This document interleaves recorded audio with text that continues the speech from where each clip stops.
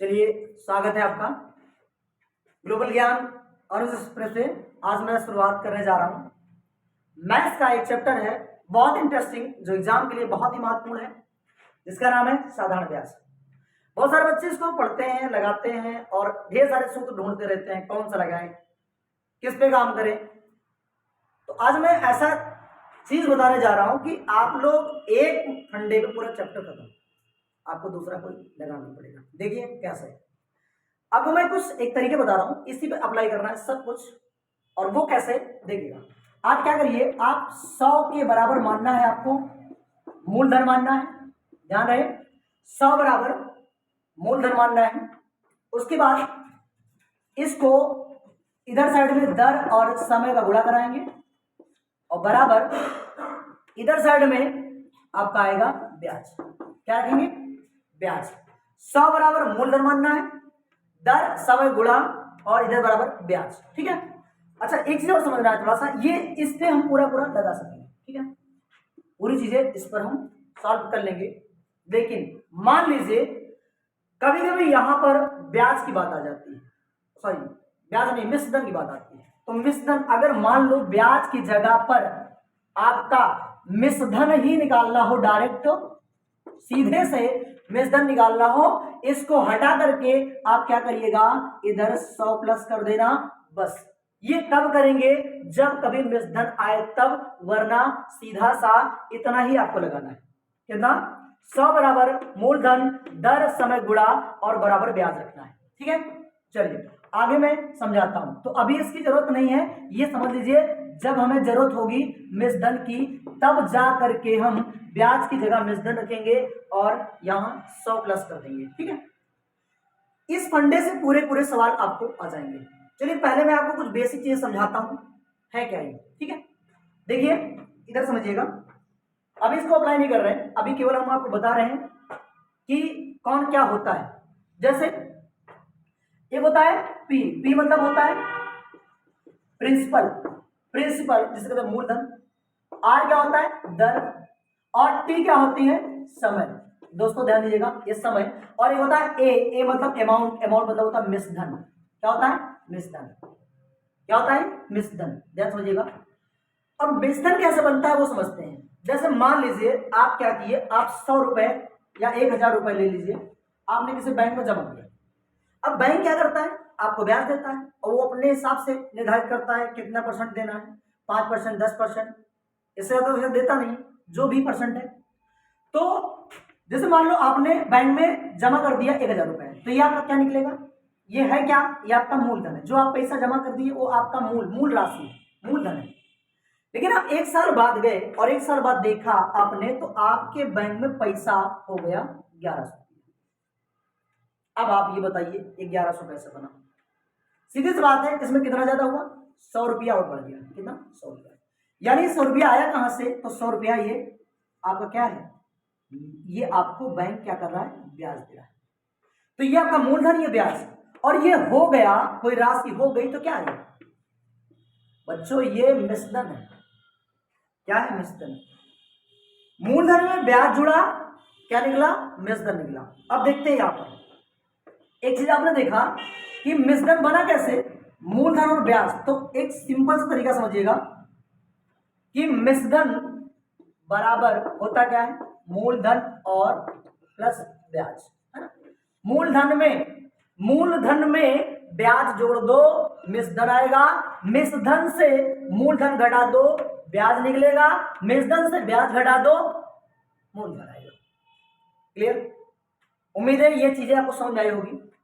ठीक, तो P मतलब मूलधन, R दर, T समय, A अमाउंट, अमाउंट मतलब आपका मिश्रधन। और मिश्रधन क्या होता है? मूलधन और ब्याज का दोनों का समावेश यानी योग होता है। ठीक, अब हम सीधे चलते हैं सवाल पर। सवाल कैसे लगाने हैं मैं दावे से कह रहा हूं, एक फंडे पर एक इस तरीके से, केवल इतने में, आपको कोई सूत्र नहीं रटना है, कुछ भी नहीं, इतने में इस बैलेंसिंग, इसको बैलेंस करके पूरा चैप्टर खत्म कर देंगे आप। ठीक है, चलिए मैं आपको बताता हूं सारी चीज निकालना।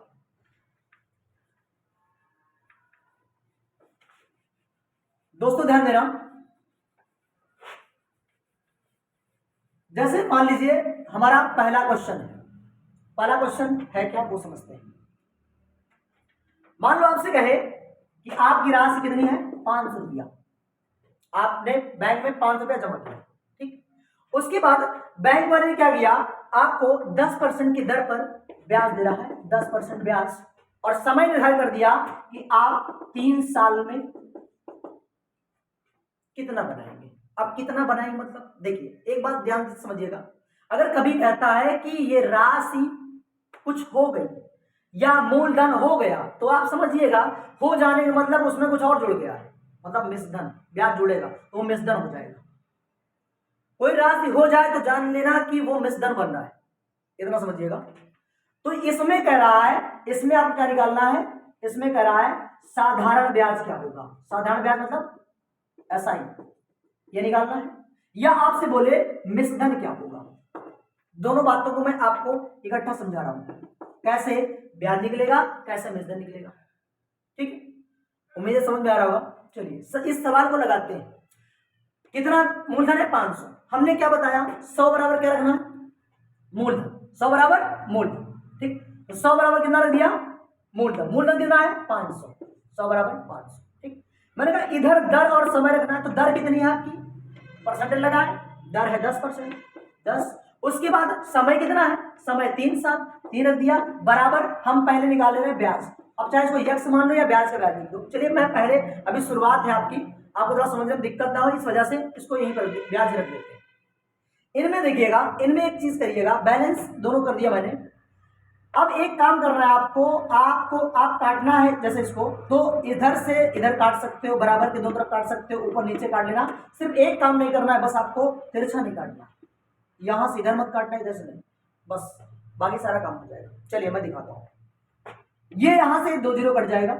अब बचा क्या, यहां एक बचा, एक गुणे ब्याज करेंगे कितना हो जाएगा, ब्याज गुणे एक मतलब ब्याज, और ये 10 दिया है 30, 30 गुणे 5, 30 पंचे 150, 150 यानी क्या आया, ये आपका ब्याज कितना निकल गया, 150 रुपया। उम्मीद है समझ में आ रहा होगा, 150 ब्याज। अच्छा मैं इसमें बोलूं कि आपका मिश्रधन क्या है, तो अभी अभी मैंने बताया कि मिश्रधन होता क्या है। मिश्रधन जो होता है वो अभी मैंने बताया कि ब्याज, ये मूलधन और ब्याज का योग होता है ना। तो हम क्या करते हैं, अगर हम ब्याज में जोड़ दें मूलधन को तो क्या निकलेगा, 500 में हम ब्याज को जोड़ दें कितना हो जाएगा, 650। हमारा मिश्रण कितना आ गया, 650। अभी देखिए मैंने क्या पूछा था, साधारण ब्याज कितना होगा, तो 150, मिश्रण कितना होगा 650। देखो मूलधन क्या है, तो 20 धन से इसको घटा दो, आपका मूलधन निकल आएगा, ठीक। बात समझ आ रही होगी। चलिए देख लीजिए इसको। इसके बाद हमने एक दूसरा सवाल बताते हैं आपको। दूसरा कैसे, फिर से देखते हैं अगले प्रश्न पे। मान लीजिए आपकी राशि आपकी बार है 1000 रुपये, ठीक है, ध्यान दीजिएगा। राशि आपकी 1000, अमाउंट यानी पी, पी मतलब मूलधन कितना है 1000।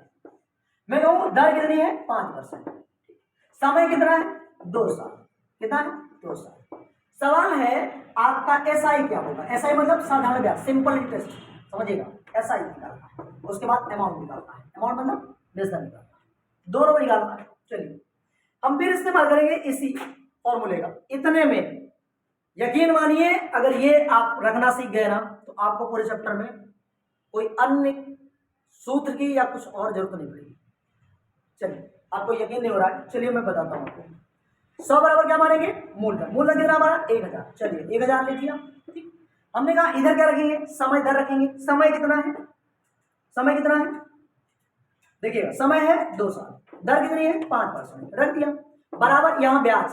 अब चाहे ब्याज रखो या मैं कह दूं एक्स रख दो, कोई दिक्कत क्या, कोई समस्या नहीं, एक्स रखिए कुछ भी रखिए। चलिए मैंने कहा था ना इधर से इधर काट लीजिए, यहां से यहां काट लीजिए, इधर से इधर काटिए, यहां से यहां काटिए, तिरछा नहीं काटना है, तिरछा काटेंगे गड़बड़ हो जाएगा, है ना, तिरछा नहीं काटा जाता। चलिए यहां से देखिएगा ये 2 जीरो जीरो काट दिया, इधर बचा 10, इधर बचा 1, 1 गुणा एक्स किया कितना हो जाएगा एक्स, और 5 गुना 10, 10 गुणा 10, 10, 5 गुना 10, भाई तिरछा गुणा करेंगे ना यार, 10 गुना ये 10 बनेगा, 10 दाम 100। मैं कहूँ आपको ब्याज कितना निकल गया यार, 100 रुपया। आ रहा समझे, ब्याज 100 रुपया निकल करके आया। और मैं कहूं तो मिश्रधन कितना है, तो बच्चों मैंने आपसे बताया था कि ब्याज को अगर हम मूलधन में जोड़ दें या मूलधन को ब्याज में जोड़ दें तो मिश्रधन हो जाएगा। तो मैं अगर इसमें बात करूं कि भैया मिश्रधन क्या है, तो सीधी सी बात है कितना रखेंगे, 1000 प्लस 100 बराबर 1100। हमारा मिश्रधन कितना है, 1100। समझ आ रहा है, बिल्कुल उम्मीद है कि आ रहा होगा। चलिए देखिए इसको। अच्छा मान लीजिए मैं इसमें अभी आपने एक चीज मैंने आपको बताया कि भैया यहाँ पर हम डायरेक्ट मिश्रधन निकालना चाहें तो क्या होगा, भाई सीधी सी बात है कि यहाँ मिश्रधन होता ब्याज ना होता तब क्या करते। अब आपको डाउट होगा कि इसका 100 वाले का इस्तेमाल कहां पर है, जो मैंने पहले सूत्र लिखा है ना, ये लिखा था 100 प्लस और इधर मैंने कहा ये ब्याज ना हो बल्कि मिश्रधन हो, डायरेक्ट मुझे मिश्रधन निकालना है इसी सवाल को।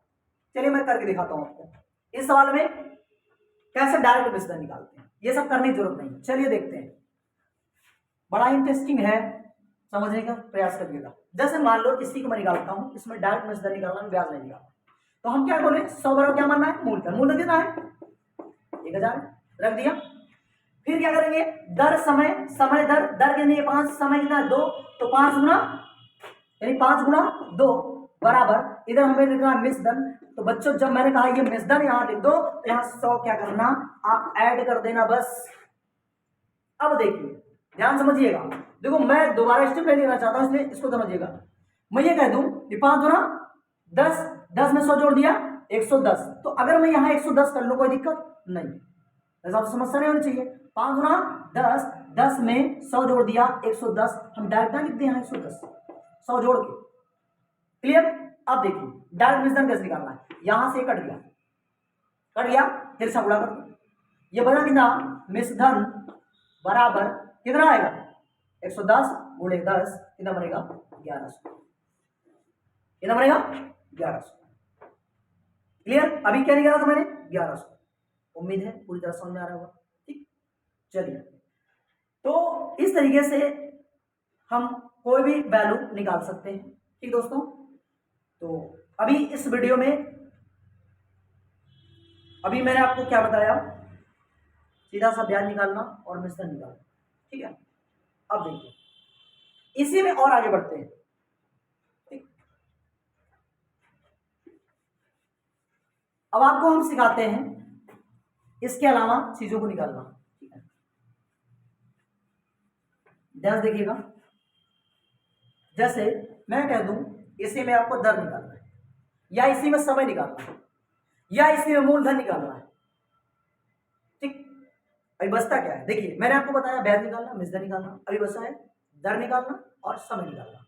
इसको कैसे लगाते हैं उसको मैं आपको बताता हूं, ठीक है। एक बात का हमेशा ध्यान दीजिएगा, कभी भी कहता है ये धनराशि इतनी हो गई तो समझ लीजिए कि वो क्या है, वो आपका मिश्रधन।